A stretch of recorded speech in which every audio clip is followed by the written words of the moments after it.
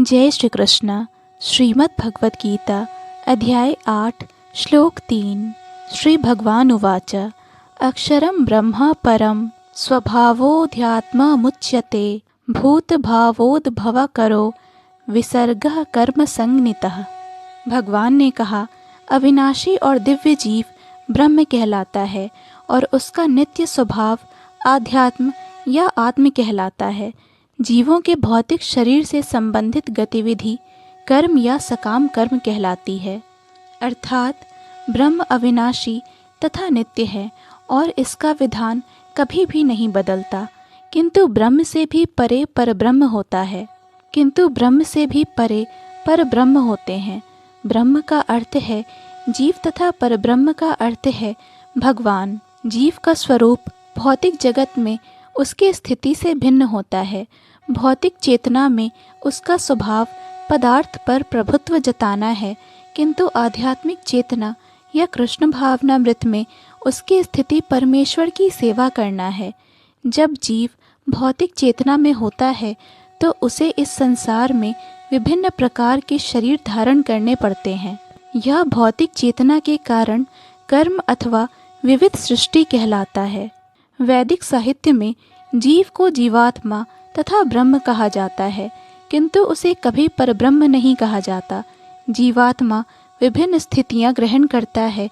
कभी वह अंधकार पूर्ण भौतिक प्रकृति से मिल जाता है और पदार्थ को अपना स्वरूप मान लेता है, तो कभी वह परा आध्यात्मिक प्रकृति के साथ मिल जाता है। इसीलिए वह परमेश्वर की तटस्था शक्ति कहलाता है।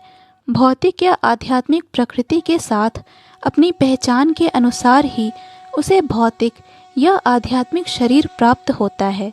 भौतिक प्रकृति में वह 84 लाख योनियों में से कोई भी शरीर धारण कर सकता है, किंतु आध्यात्मिक प्रकृति में उसका एक ही शरीर होता है।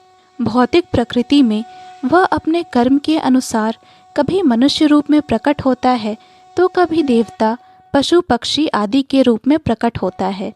स्वर्गलोक की प्राप्ति तथा वहाँ का सुख भोगने की इच्छा से वह कभी कभी यज्ञ संपन्न करता है, किंतु जब उसका पुण्य क्षीण हो जाता है तो वह पुनः मनुष्य रूप में पृथ्वी पर वापस आ जाता है।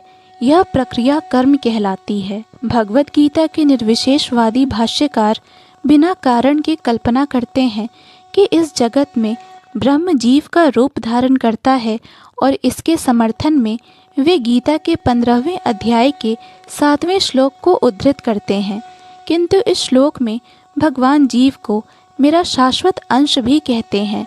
भगवान का यह अंश जीव भले ही भौतिक जगत में आ गिरता है, किंतु परमेश्वर कभी नीचे नहीं गिरता। अतः यह विचार कि ब्रह्म जीव का रूप धारण करता है, यह ग्राह्य नहीं है। यह स्मरण रखना होगा कि वैदिक साहित्य में ब्रह्म अर्थात जीवात्मा को पर ब्रह्म अर्थात परमेश्वर से पृथक माना जाता है। जय श्री कृष्ण। पूर्ण भगवद गीता के श्लोकों को सुनने और समझने के लिए कृपया इस चैनल को सब्सक्राइब करें। वीडियो पसंद आया हो तो लाइक और शेयर करें।